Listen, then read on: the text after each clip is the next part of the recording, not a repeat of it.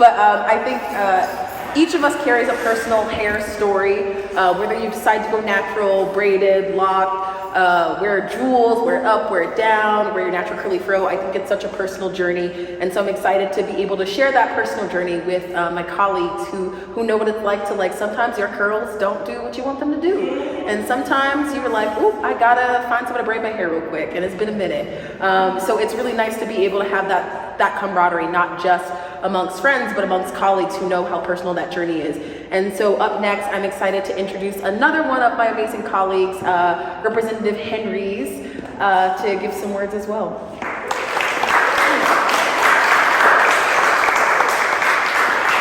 Thank you, Senator Mack.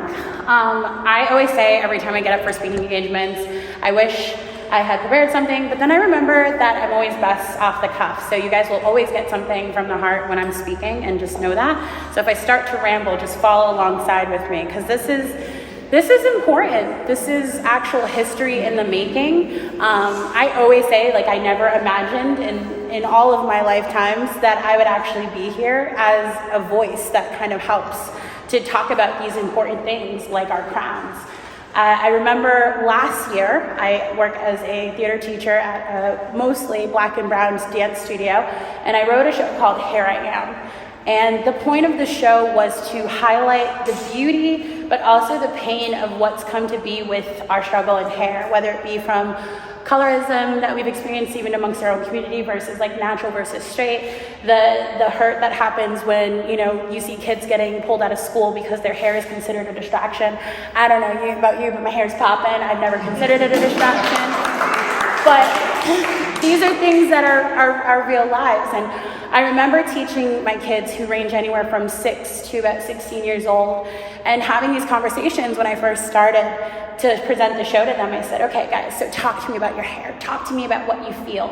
And a lot of them already had rooted self-hate about the way that their hair looked and what it looked like and how it was styled and what it could do and what it couldn't do. And so I spent all of last year during that show time, and anytime I'm with these kids, explaining to them the beauty of every kink and lock on their head.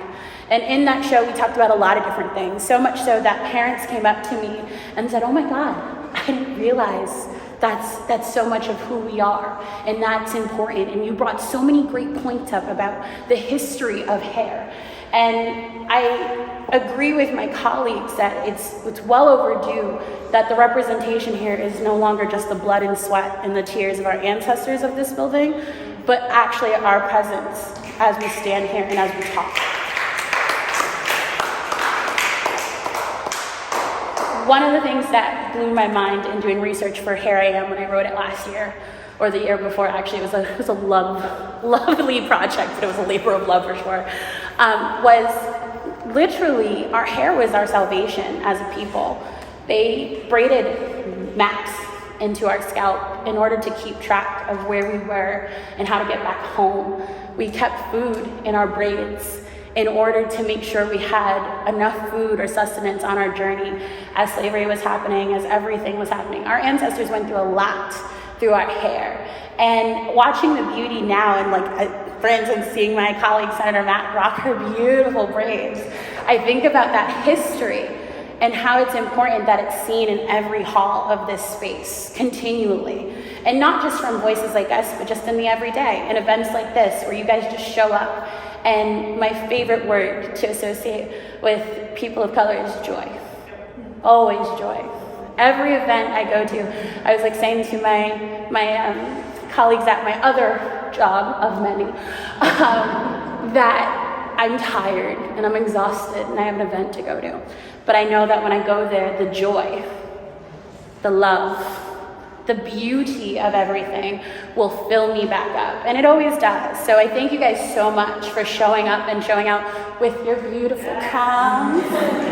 The whole day I've been singing India already, I am not my hair. I was that's the soundtrack of the day. I just felt it before I even came here. But thank you guys so much for bringing that here and continuing to be a part of the history that is us. Thank you.